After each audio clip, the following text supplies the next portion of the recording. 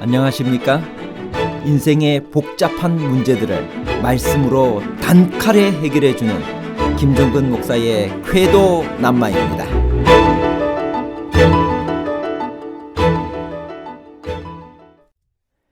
역대하 8장은 솔로몬이 성전 건축한 업적만 기록하고 있나요? 아니면 솔로몬이 국고성과 병거성을 비롯한 다른 여러 성읍들도 건축한 업적들을 열거하고 있나요? 성전 건축한 업적만과 국고성과 병거성도에 관한 복잡한 문제를 하나님 말씀의 가르침으로 명쾌하게 해결해 드리겠습니다. 솔로몬이 성전을 건축하고 궁전을 건축하는데 총 몇 년이나 걸렸나요? 솔로몬이 왕이 된 후에 성전을 먼저 건축하기 시작한 것은 어떤 교훈을 주나요? 역대하 8장 1절. 솔로몬이 여호와의 전과 자기의 궁궐을 20년 동안에 건축하기를 마치고, 성전 건축은 솔로몬 제4년에 시작하여 7년 후인 솔로몬 제11년에 완성되었고, 궁전을 짓는 일에 또 13년이 걸렸습니다. 합계 20년 이상이 걸린 셈입니다. 솔로몬은 궁전보다는 성전을 먼저 건축하여 백성들의 마음을 하늘로 향하게 하는 것이 나라를 안정시키고 번영으로 이끄는 가장 좋은 방법임을 알고 있었습니다. 개인의 번영도 마찬가지입니다. 영적인 것이 우선되어야 합니다. 궁전을 짓는데 더 많은 세월이 흐른 이유는 다음과 같습니다. 첫째, 성전은 모든 재료와 경비가 다윗 시대부터 준비가 되어 있었기 때문에 빠른 시간에 지을 수 있었지만 궁전은 그렇지 못했습니다.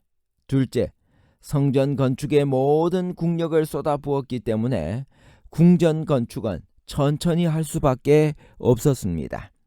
솔로몬은 재위 기간이 40년이었는데 초반 20년을 성전과 궁전 건축에 전력한 셈입니다. 솔로몬이 감사의 표시로 두로왕 후람에게 준 땅을 후람이 솔로몬에게 되돌려 주었다고 했습니다. 그 이유는 무엇이며 솔로몬은 되돌려 받은 땅을 어떻게 했나요? 역대하 8장 2절. 후람이 솔로몬에게 되돌려 준 성읍들을 솔로몬이 건축하여 이스라엘 자손에게 거기에 거주하게 하니라.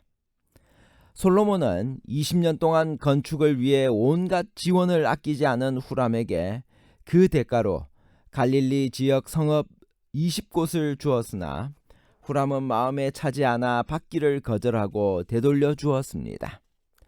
경작지가 필요한 후람은 농경지가 필요했는데 솔로몬이 준 땅들은 농사짓기에 적합하지 않은 땅이었습니다. 솔로몬은 다른 방법으로 보상을 했을 것입니다. 솔로몬은 되돌려 받은 땅에 성읍을 건축하고 백성들을 이주시켜 살게 했습니다. 솔로몬이 정복하고 역군을 일으켜 건축한 성들은 어떤 성들인가요? 역대하 8장 3절에서 5절. 솔로몬이 가서 하맛소바를 쳐서 점령하고 또 광야에서 다드모를 건축하고 하맛에서 모든 국고성들을 건축하고 또 윗 베토론과 아랫 베토론을 건축하되 성벽과 문과 문빗장이 있게 하고 견고한 성읍으로 만들고, 솔로몬이 군사를 일으켰다고 기록한 곳은 이곳뿐입니다. 하맛소바는 각기 다른 두 나라입니다. 하맛은 아람의 한 왕국으로 소바와 함께 다메섹 북쪽에 있는 매우 중요한 나라였습니다. 전에 소바 왕 하닷 에셀이 유브라데 강가에서 자기 권세를 펴고자 하며 다윗이 그 지역을 친 일이 있습니다. 다드몰은 아라비아 사막에 있는 중요한 성읍으로 중요한 전략상 요충지였고 바벨론에 이르는 최단거리 교역로에 위치한 상읍의 중심지였습니다. 후대에 팔미라라고 불렸습니다. 윗 베토론과 아랫 베토론은 예루살렘과 요빠 사이에 위치하여 예루살렘 방어에 필요한 전략적 도시였습니다. 솔로몬은 그 외에도 국고성과 병거성들과 마병의 성 등을 건축하였다고 했는데 각각 어떤 기능을 가진 성들인가요? 역대하 8장 6절. 또 바알랏과 자기에게 있는 모든 국고성들과 모든 병거성들과 마병의 성들을 건축하고 솔로몬이 또 예루살렘과 레바논과 그가 다스리는 온 땅에 건축하고자 하던 것을 다 건축하니라. 국고성은 왕궁의 재산이나 군량미 등을 보관하고 비축하는 장소입니다. 병거성과 마병의 성은 전쟁용 병거를 제작하고 보관하며 전투용 말들을 사육하던 성읍입니다. 모든 건축에는 일꾼으로 누가 동원되었나요? 감독관은 몇 명이 있었나요? 역대하 8장 7절입니다. 이스라엘이 아닌 헷 족속과 아모리 족속과 브리스 족속과 히위 족속과 여부스 족속에 남아있는 모든 자 곧 이스라엘 자손이 다 멸하지 않았으므로 그 땅에 남아있는 그들의 자손들을 솔로몬이 역군으로 삼아 오늘에 이르렀으되. 솔로몬은 성전을 지을 때 레바논에 파견한 역군 이외에는 모든 건축에 이방인 노예들을 일꾼으로 썼습니다. 그들을 감독하는 이스라엘 사람 우두머리 250명을 두었습니다. 이방인 감독 300명까지 합하면 550명이었습니다.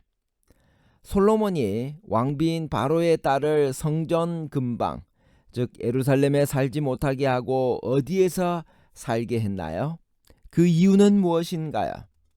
솔로몬이 바로의 딸을 데리고 다윗성에서부터 그를 위하여 건축한 왕궁에 이르러 이르되 내 아내가 이스라엘 왕 다윗의 왕궁에 살지 못하리니 이는 여호와의 궤가 이른 곳은 다 거룩함이니라 하였더라. 솔로몬은 왕비인 바로의 딸이 사는 궁전을 밀로에 지어서 성전에서 떨어지도록 했습니다.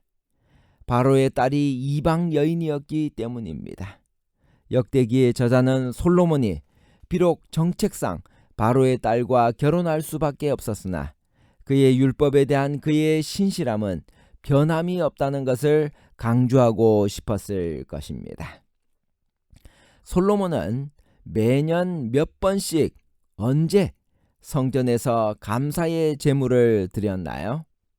역대하 8장 12절에서 13절입니다. 솔로몬이 낭실 앞에 쌓인 여호와의 제단 위에 여호와께 번제를 드리되 모세의 명령을 따라 매일의 일과대로 안식일과 초하루와 정한 절기 곧 1년의 세 절기 무교절과 칠칠절과 초막절에 드렸더라. 성전이 완공된 후에는 기브아의 산당에서 드리던 제사는 끝나고 모든 백성이 예루살렘의 성전에서 제사를 드리게 되었습니다. 매일의 제사와 더불어 매 안식일의 제사 그리고 이스라엘의 3대 절기인 유월절, 오순절, 초막절에 성전에서 제사를 드렸습니다.